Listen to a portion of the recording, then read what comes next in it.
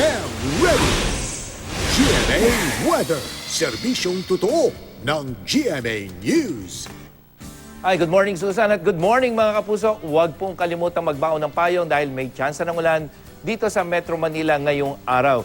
At makikita na yung kulay green at verde, unti-unting maranasan yan. Yan yung ulan, lalong-lalo na dito sa may southern part ng Metro Manila ngayong araw na ito. Kaya dapat po magbaon tayo ng panaga sa ulan.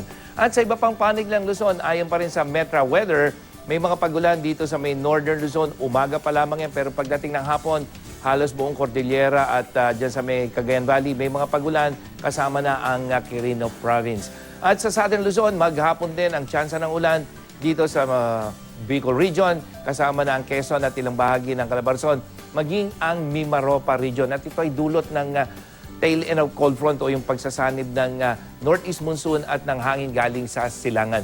Sa Visayas, umaga pa lamang may mahinang ulan na sa eastern at western section, pero pagdating ng hapon, halos buong Visayas makakaranas ng mga mahina hanggang katamtamang pagulan.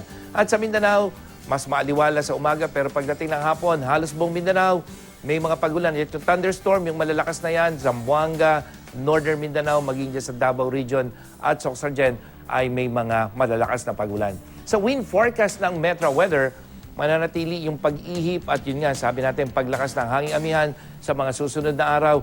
At yung tail end of cold front, makikita natin ito pong convergence na yan ang siyang magpapaulan sa malaking bahagi ng Luzon sa mga susunod na araw. At dahil may malakas na amihan, alamin na natin ang initial na temperatura na naitala ng Pag-asa sa ilang lugar sa Quezon City, 26.6 degrees Celsius kaninang alas 5 ng umaga. Kaya medyo malamig na yan mga kapuso. Lalo na sa Baguio, 16 degrees Celsius, 23 sa Basco at sa Tanay, 21.5. At sa kabila ng paglamig, magiging maalo ng mga dagat, sakop naman ng Cagayan Valley Region, maging ang Hilaga at kanlurang baybayin ng Ilocos at La Union Province, kasama na ang Batanes Province. Kaya delikado pong maglayag ang mga maliliit na sakyang pandagat ayon sa Pag-asa.